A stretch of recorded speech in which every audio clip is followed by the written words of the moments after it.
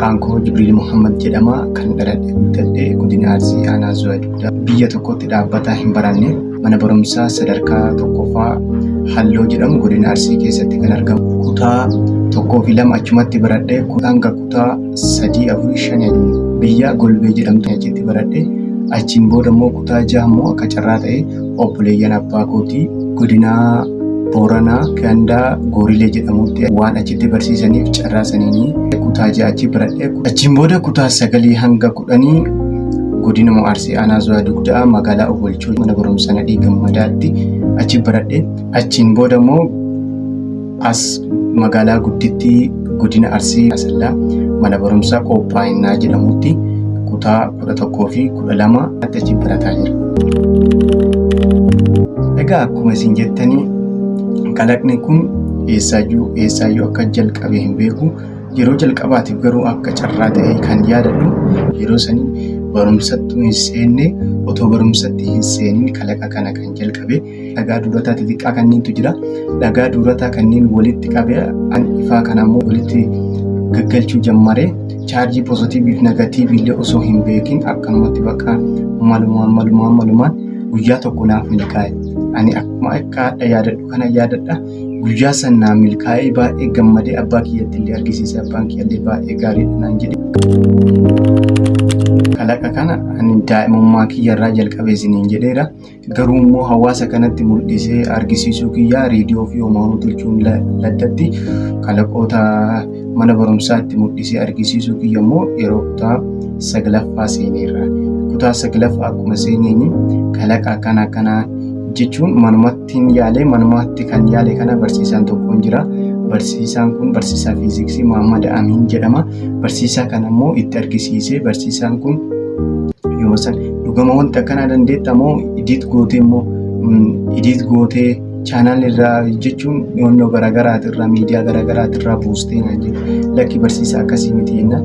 Nama akkasii yoo akkanaa ta'e immoo si barbaannaa dhugatti immoo nu barbaachistaa jedhee maqaan kee eenyu naan jennaan. Maqaan koo Jibriil jedhee itti himadhe. Sanaan booda akkuma sanaani na jajjabeessee na faana dhaabbate achumaanuu barsiisaa Muhammad Amiin galatamu jedhaanii. Akkuma sanaan barsiisaan kun dura taa'attimee dura taa'aan yooma san dhufitti na waame wanta akkana dhuguma dandeetta jechuun makiinaan kun kaartoon irraa hojjedhe dhugumaan socho'a wanti kun dhugumaan socho'a ofumaan deema akkamitti baatiriin deema maaliin deema naan jedhee ofiin na waame. Akkasuma deema dhugamaa tokkollee kan makiinaa biyyee haru kanammoo akkuma kanaatti socho'a. Makiinaa biyyee haru kun immoo dhuguma maaliin akkana sochooftee naan jedhee ofiin na waame. Dura taa'aa Muhammad jedhama maqaan isaa. Ofitti na waame yooma san bakka akkasumatti itti cimii hojjedhu. Amma immoo kutaa yaalii akkasiif kenna. Kutaa yaalii kana keessatti immoo hin hojjettee immoo amma akka dhugaa ta'e illee yeroo san beennaa argisiisuu qabda. Barattoonni illee sirraa baratuu qabu. Akkamiin akka hojjette illee himuu qabdaa naan jedhee san booda immoo achumaan kalaqoota hedduu hojjedhee kalaqoota baay'een hojjedhee kalaqoota kanneen keessaa ATM maashiniin ni jira kan birrii ofiin baasu. Sanirraan kan dabare immoo makiinaan ni jira akkuma isin jedhee. Kalaqoota hedduu achi keessatti gara 5-6 ga'a. Achitti jenereetara xiqqaa kan ofiin of chaarjessee hojjetu kan ifa kennu isa sanillee achi keessatti hojjedhee itti argisiise. Yooma san akkuma hojjedheen godinatti beeksisee barsiisaan suni godinatti erga beeksiseen booda immoo akka Oromiyaatitti kalaqoota ijoollee waa'ee kalaqaa qabdu hojjetanii jiru. Kalaqoota sanillee baay'ee irratti dinqisiifadhe. Akkuma sanillee barnoota guddaa irraa argadhe. Barsiisaa akkana naaf godhe sanaa fi baay'ee si galateeffachuun barbaada siin jedha. Waraqaa beekamtii nuuf kennanii jira. Waraqaa beekamtii kun immoo akka Oromiyaatitti waraqaa ragaati. Akkanatti nuuf kennamee jira. Waraqaa ragaa kiyya kanaadha. Waraqaa ragaa kana erga fudhadheen booda baay'ee gammadee warroonni keenyiin illee baay'ee gammadanii waraqaa kana fudhadhee hin galee manni barumsaa kan koollee baay'ee na simatee jira. Egaa ani kan fakkeenya naaf ta'u Toomas Idiisan nama hayyuu fi nama beekaa nama abdiin kutanne isarratti baradhe. Maaliif yoo jettan anillee abbaan kiyya ittiin na gargaareen nyaata kiyyarra of dabarsee garaa kiyya of beelessee kalaawwan meeshaa kanneeniin bitadha. Meeshaa kanneenillee bitadhe immoo ittiin milkaa'uu dhabuu danda'a. Maaliif yoo jettani yaadha yoo meeshaa tokko amma fakkeenyaaf Power supply kana gaafa bitu power supply akkuma beekamu 1500 gatii asitti gurguramu 1500 kana immoo warroon an fayyadu power supply osoo hin taane komponentii asirra jijjiiru kanneen komponentii kunniin kaappaasitariin hin jira, riizistariin hin jira, tiraanzistariin hin jira kanneen isa kanneenitti ajajama. Isa kanneen immoo gaaf keessaan baasee ani wannoo ittiin kalaqu yookaan ittiin hojjechuuf deemu kalaqni wannoo kun immoo na jalaa gubatuu danda'a. Erga na jalaa gubate immoo birrii saniif hin ba'u jechuudha bakka. Ani halkan tokko immoo wanni sun akkaataa inni ittiin hojjetamu yoo arge immoo kan wanni sun yoo ittiin milkaa'ellee bakka jechuun akka waan hojjedhe waggaa dheeraa ifeetti ilaala. Ani maaliif yoo jettanii har'a fakkeenyaaf kaappaasitarii riizistarii kana gaaf keessaa baasee riizistariin kun immoo gaafa daqiiqaa 5 illee ja'a wannaan hojjechuu hedduu san irratti naaf milkaa'ee naaf hojjete daqiiqaa takka keessatti gaaf gubate immoo ani ittiin boona waan ta'eef immoo abdii kutachuu dhabuu immoo Toomaas Ediisan irraa baradhe.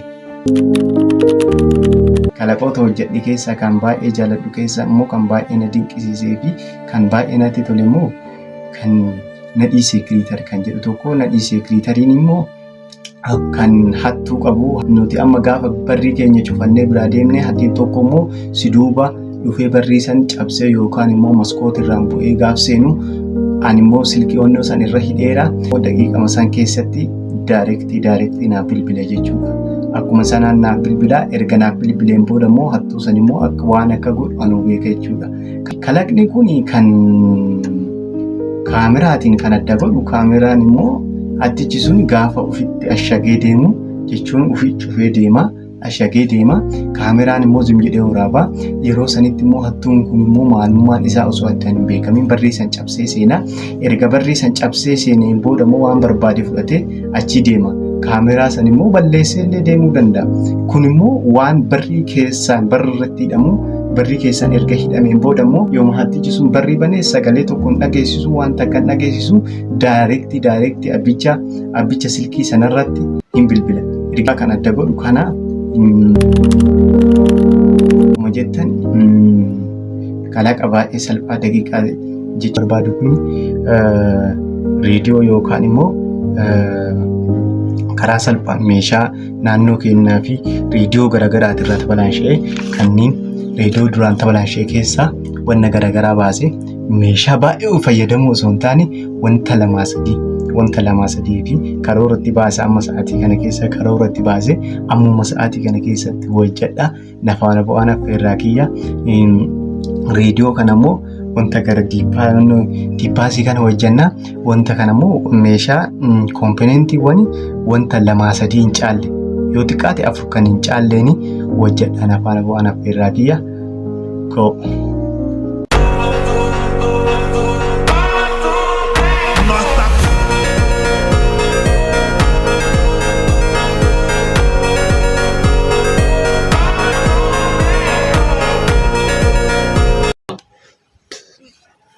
Inni kuni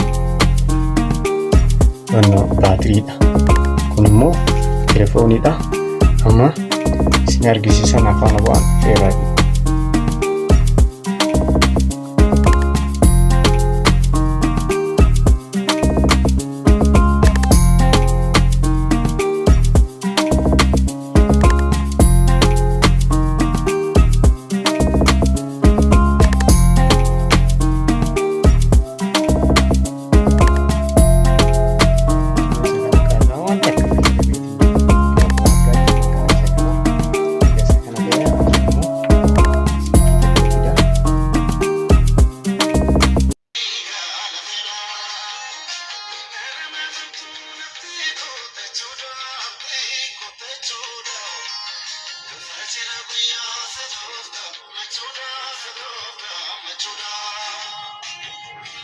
Mee amma sagalee kana qaba.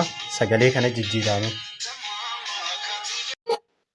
Akkuma argaa jirtan amma naannoo isaa jijjiireen jira. Erga jijjiireen booda immoo amma akkuma argaa jirtan isa kanatti jijjiireen jira. Isa kana immoo amma gaafa asiin kana tuqe sagalee guddaa asiin ba'a jechuudha. Amma akka dhugaa ta'e akkuma argaa jirtan kaarboonnoon irra jira. Isa kana gaafa asiin tuqe daayirektii naaf hojjeta jechuudha. Gadi tuqu.